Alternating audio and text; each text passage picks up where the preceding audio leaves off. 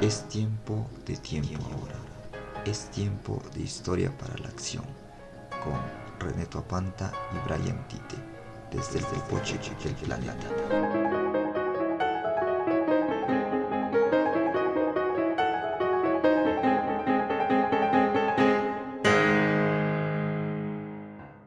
Bueno, estamos en un nuevo programa de Tiempo Ahora. El programa anterior hablamos de Atahualpa Yupanqui y habíamos planificado hacer dos partes acerca de los padres espirituales, como lo mencionó Brian en el programa anterior, sobre la nueva canción latinoamericana, que serían Atahualpa Yupanqui y Violeta Parra.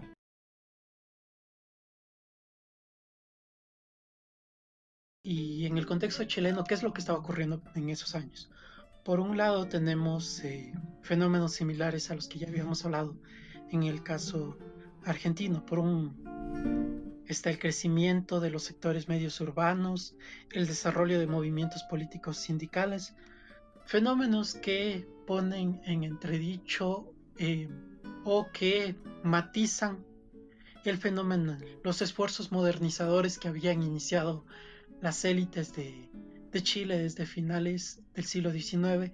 Junto con el crecimiento de las capas medias y urbanas, va a haber un repunte de la organización política que inclusive va a llevar a que por un breve lapso, unos días apenas, se instaura en 1932 lo que en la historiografía se conoce como la República Socialista de Chile. Y en el caso chileno lo que se va a enfatizar es justamente el valor del mestizaje, y además que se va a recuperar una figura que, digámoslo, una noción, que es la noción de lo campesino y de popular.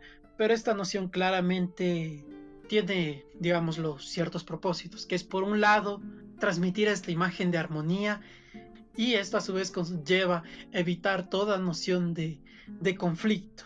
Con esta perspectiva en torno a este enfoque nacionalista, vemos de que coincide con este crecimiento y auge de los sectores populares y clases medias en el Chile de inicios del siglo XX. En esta conformación de lo nacional en el campo del cultural y específicamente del folclore, va a jugar un rol de relevancia, digámoslo, la academia, es decir, la investigación que podríamos denominar científica del folclore. Y en todo caso, y aquí es mi primera ruptura, digámoslo, para remitirme a un pasado que vendría a ser el pasado de fines del siglo XIX, ¿cuál era el enfoque que predominaba, digámoslo, este acercamiento a lo que se denominaba como folclore en esa época, desde fines del siglo XIX? Digámoslo, una tendencia que podría ser denominada como hispanocentrista, y que además estaba centrada en el espacio chileno que se conoce como el Valle Central. Y entonces por esa época de la década de los 20 van a aparecer un contingente de artistas de folclore que van a participar en espacios radiales, escénicos y discográficos. Es decir, de nuevo, una irrupción de lo que se concibe como folclórico en el mercado cultural, en el naciente mercado de masas para la cultura de Chile en la década de 1920, y que posteriormente va a dar un salto, digámoslo, más hacia la masificación.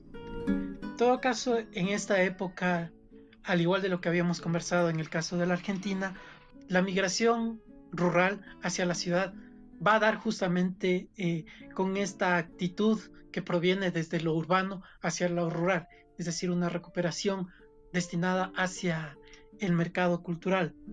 Un representante destacado de esta música típica chilena vendría a ser la agrupación conocida en esa época como los Cuatro Guasos, en la cual se pueden identificar, digámoslo, unas ciertas características que va a tener el folclore de esta época. Por un lado, al recuperar el folclore, lo que esta agrupación pretendía era adaptar el folclore para que se acoplase a los gustos estéticos predominantes en esa época, lo cual a su vez conllevaba nociones de perfección e innovación.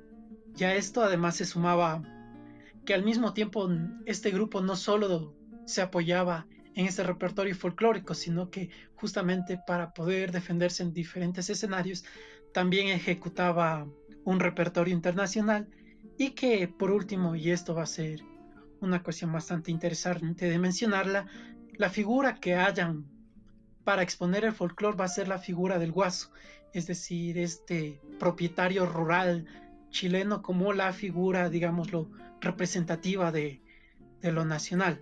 Y aquí va a aparecer, y aquí aparece muy claramente lo que había señalado anteriormente, es decir, que el folclore va a tratar de presentar una imagen de armonía, en este caso expresada a través de la figura del guaso, una figura del Valle Central chileno. El espacio rural aparece como un espacio armónico representado por una figura patronal, en última instancia, en la cual además, creo que esto sería interesante mencionarlo, se produce un desplazamiento de género, es decir, la figura masculina como representante de la expresión folclórica, lo cual omite, y esto es necesario enfatizarlo, omite la presencia de una figura muy clara de la música tradicional chilena, que es la figura de las cantoras campesinas. Va a ser una imagen de la cual va a ser muy crítica Violeta Parra, denunciando de que lo que están ofreciendo es una imagen de postal, una instantánea en la cual tan solamente responde a un proyecto identitario más vinculado con la élite chilena, un espacio en el cual se omite deliberadamente la conflictividad que está presente en el espacio rural chileno. Otra característica de la recuperación de lo popular en este primer momento va a ser que lo popular se recupera desde nociones de blanqueamiento, es decir, se trata de presentar sobre todo la imagen de un Chile culturalmente homogéneo. Particularmente de la década de los 40 va a haber una ruptura con estas maneras de recuperar lo popular y el folclore. ¿Y qué es lo que vamos a ver? Que justamente van a aparecer críticas a las representaciones folclóricas que se habían producido. Y también va a haber intentos de conciliación entre lo culto y lo popular. Van a aparecer otras figuras, como por ejemplo la figura de una figura cultural, Margot Loyola Palacios, una de cuyas características va a ser que si bien tiene una formación específicamente académica, a través de su interés por lo popular va a transitar, digámoslo, con bastante libertad entre los ámbitos de lo que se consideraba lo culto y lo académico, transitar entre los medios masivos y, digámoslo, y lo popular. La figura de Loyola Palacios va a resultar muy relevante porque va a realizar una labor recopilatoria de las músicas tradicionales chilenas por todo el territorio, llegando inclusive a interesarse por etnias como la mapuche o la Rapa Nui, lo cual marca ya claramente una ruptura con las tendencias anteriores de la música tradicional chilena, que como habíamos dicho, tan solamente se interesaba en el espacio del Valle Central, contexto de crítica a la música tradicional chilena que provenía de la década de los 20, en la cual va a irrumpir en la escena musical chilena Violeta Parra.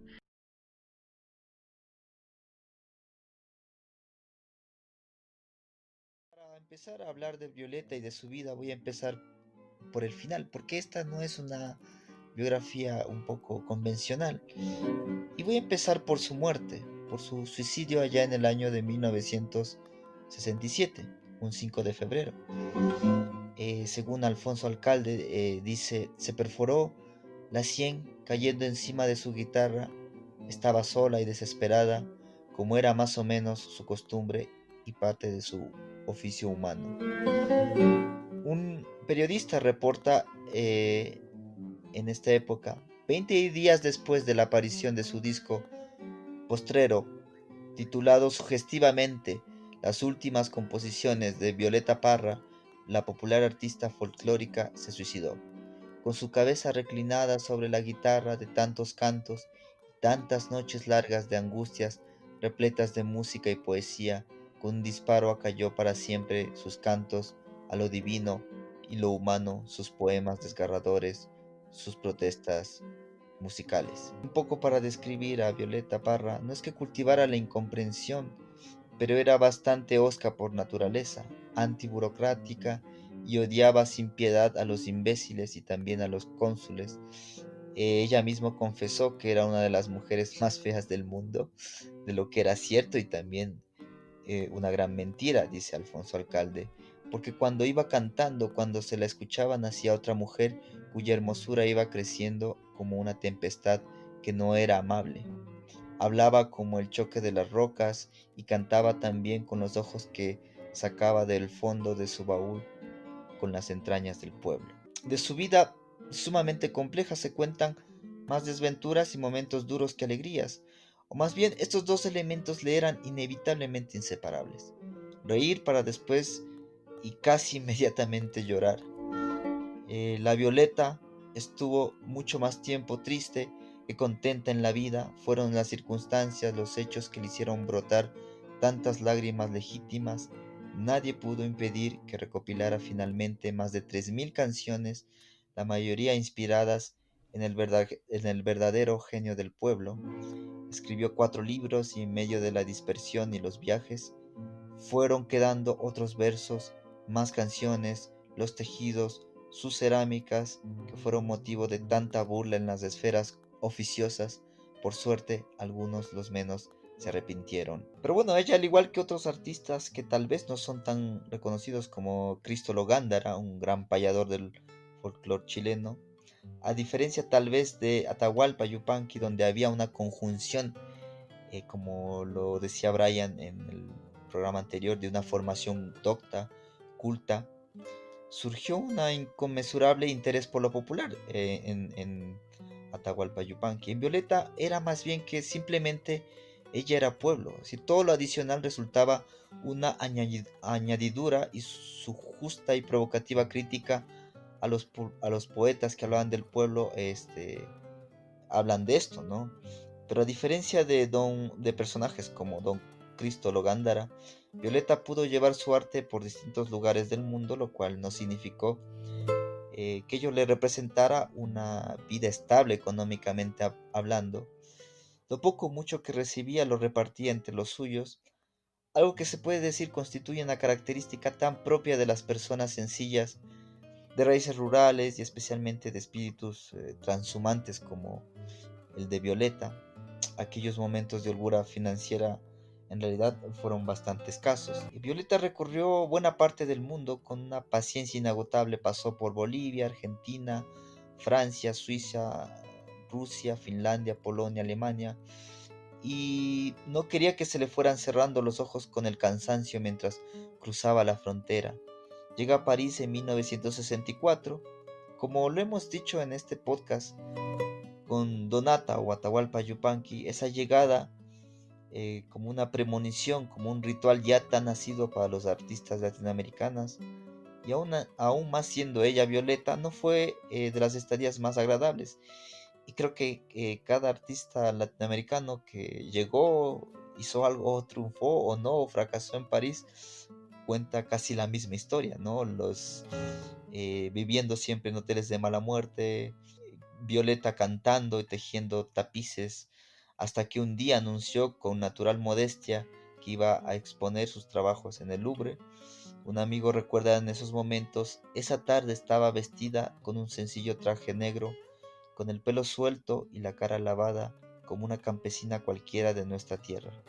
La sala estaba repleta de personalidades, coleccionistas de fama, autoridades y artistas. Sus tapices, sus pequeñas pinturas sobre aspectos populares y unas estatuas de alambre muy interesantes, todo estaba en el imponente pabellón de Marsan, mientras en la sala de al lado tocaban sus discos. En cuanto a la manera de cantar, no le interesaban las teorías a Violeta. Una vez aconsejó a su amigo, el folclorista y escritor y compositor Patricio Mans: escribe como quieras, usa los ritmos como te salgan, prueba instrumentos diversos en el piano, destruye la métrica, libérate, grita en vez de cantar, sopla en la guitarra y tañe la cometa. La canción es un pájaro sin plan de vuelo que jamás volará en línea recta, odia la matemática y ama los remolinos. Se dice que cumplió al pie de la letra este consejo. En uno de sus poemas, Violeta dice: me han preguntadico varias personicas, si peligrosicas para las másicas son las cancionicas agitadoricas, hay que preguntica más infantilica, solo un pimpúflico la formularica, pa' mis adéntricos yo comentarica. Cuando apenas murió su padre y casi sin sustento en casa, decidió, como muchas veces lo había deseado, viajar con un circo, que apareció en el pueblo, uno de esos circos pobrísimos, con apenas una carpa maltrecha, llevando tan solo su guitarra y unas pocas cosas. Era un circo pobre, de esos que levantan la carpa al comenzar la primavera y se queda en el mismo sitio, y una sola familia de artistas hace de todo, desde portero hasta trapecista y la mujer de goma si es necesario, lo dice Alfonso Alcalde. De esa época, y por algún tiempo mantenía una relación de un tira y afloja con Cereceda, un supuesto maquinista que al final resultó ser solo un ayudante y conserje de la locomotora, al que quería que ella se dedicara a la crianza de los hijos, y ella no quería abandonar la guitarra, que finalmente en parte conseguiría al irse a vivir con él, en parte también porque sintió alguna decepción en el circo, donde la gente casi ni escuchaba su música. Sin embargo, la vida del hogar no duró mucho. En 1939 se produce el gran terremoto de Chillán, que era la zona donde ellos estaban viviendo en ese momento. Y en aquellos momentos, Violeta, ya imbuida, como decía Brian, en la militancia política, y también su esposo, se encarga de manejar un conjunto de bodegas para ayudar a los más necesitados. Con el nacimiento de su segundo hijo Ángel, ya con menos tiempo para cantar, se dedicó a escribir poesía. Incluso se cuenta que ganó uno que otro concurso de poesía local, y así, entre presentaciones musicales de toda índole, incluso con sus hijos pequeños, Violeta continuó con su militancia, que más bien le resultó amarga. Y aquí hay también un paralelismo con Atahualpa Yupanqui.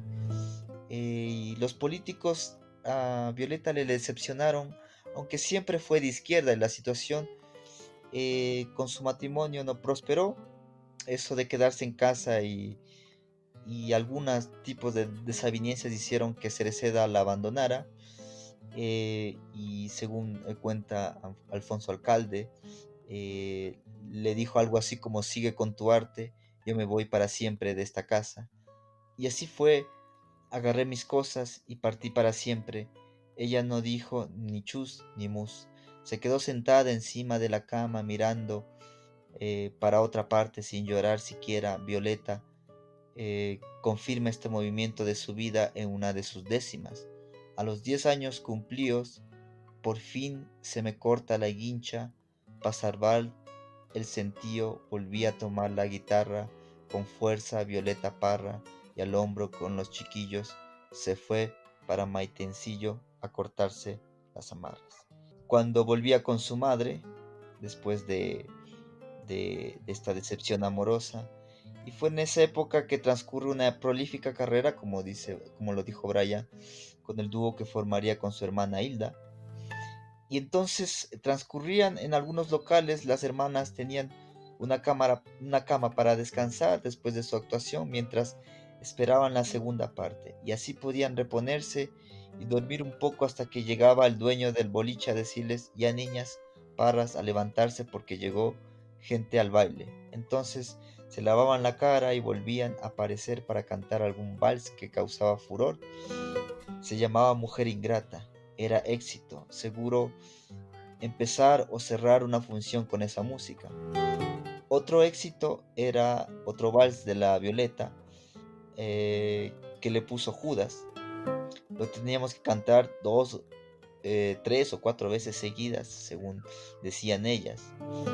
Y luego de estos tipos de presentaciones en muchísimos lugares, empezarían las presentaciones en la radio, un poco el reconocimiento, Y un poco subiendo de categoría, me refiero a los lugares en donde se presentaban. Violeta en Santiago, eh, Violeta aparece como a los 15 años por Santiago y es recogida por algunos familiares. Deja el sur y se pone a inventar en la casa donde vive unas funciones de teatro. Cantaba todo el mundo menos Violeta, que no cantaba sino que berreaba, que esta es la primera como experiencia ya de Violeta, con una voz insoportable, con una voz de tarro que casi se morían los que escuchaban. Nunca llegó a tener excelente voz, pero lo que ocurría era que le ponía tanta pasión de adentro a sus canciones que emocionaban desde el primer instante, dice Alfonso Alcalde. De aquella época cantando en bares de mala muerte donde solo acudían a escuchar borrachos delincuentes de poca monta, Violeta y su hermana Hilda forman el dúo, como digo, ya en esta primera época de Santiago, y se dedicaban a reproducir ritmos de moda, boleros, rancheras de los galanes del cine mexicano, también tangos, pero no folclore, aún no folclore. Cuando Violeta migra a Santiago, lo hace como frecuentemente lo hacían todos y cada uno de sus traslados, llevando todo lo apreciado consigo, sobreviviendo apenas de sus primeros años en Santiago. Se dice que llegaron a ser tan pobres, pero tan pobres que en las noches se tapaban con el estuche de la guitarra para calentarse un poquito y reforzar la única frazada. La Violeta vendía sopaipillas y empanadas en la puerta de su casa, en un barrio popular, Barrancas.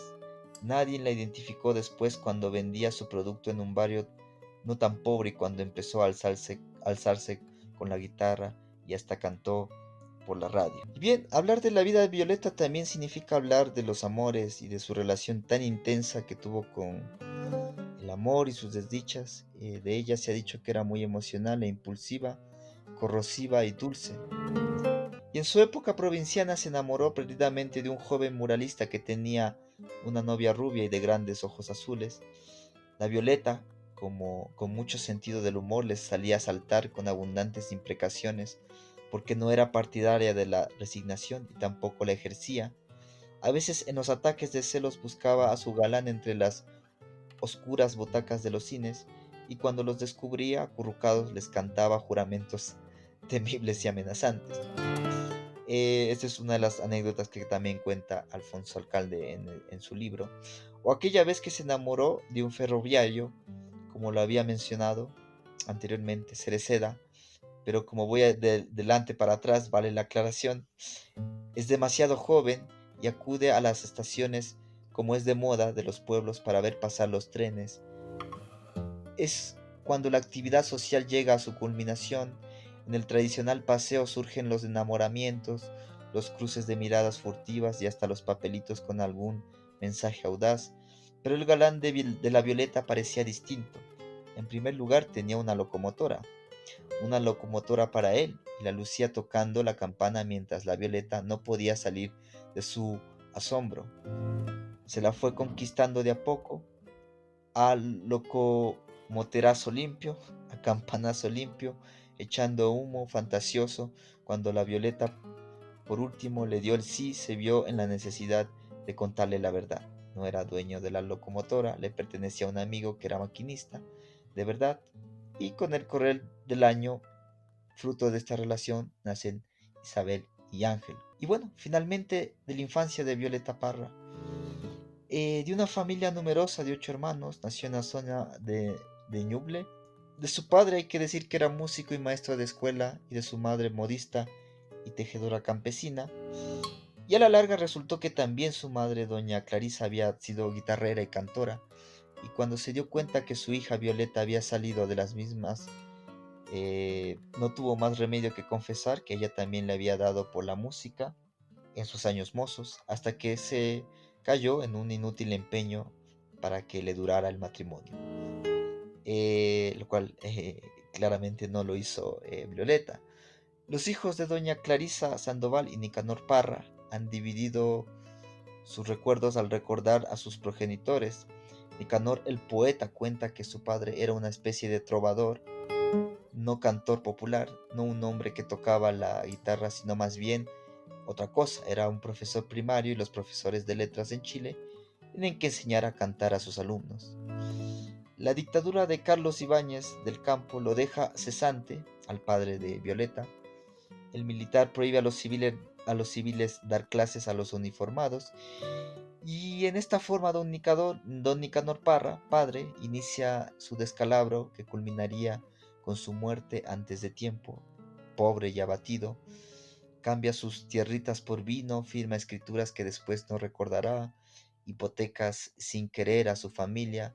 Doña Clarisa era de carácter firme y muy enamoradiza, ya que don Nicanor fue su tercer marido, aportando ella dos hijos, Olga, que fue la única de la familia sin inclinación artística, y Marta, la que se dedicó al circo.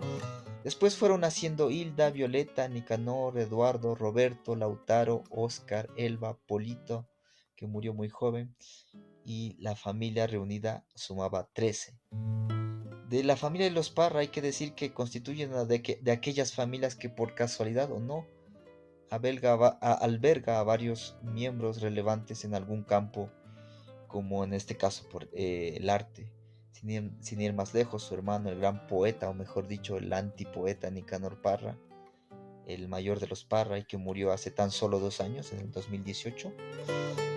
Y bueno, de la infancia de Violeta se puede decir que fue muy renuente a la educación formal y como hemos visto en esta crítica que hacía a los escritores y también a los folcloristas científicos, etcétera, de esta época ya mostraba esa inconformidad con estas formas y si se podría decir del conocimiento y del aprendizaje. Escribiría, por ejemplo, semana tras semana transcurre mi edad primera, mejor ni hablar de la escuela, la odié con todas mis ganas, del libro hasta la campana, del lápiz al pizarrón, del banco hasta el profesor, y empiezo a amar la guitarra, y a donde siento una farra, allí aprendo una canción.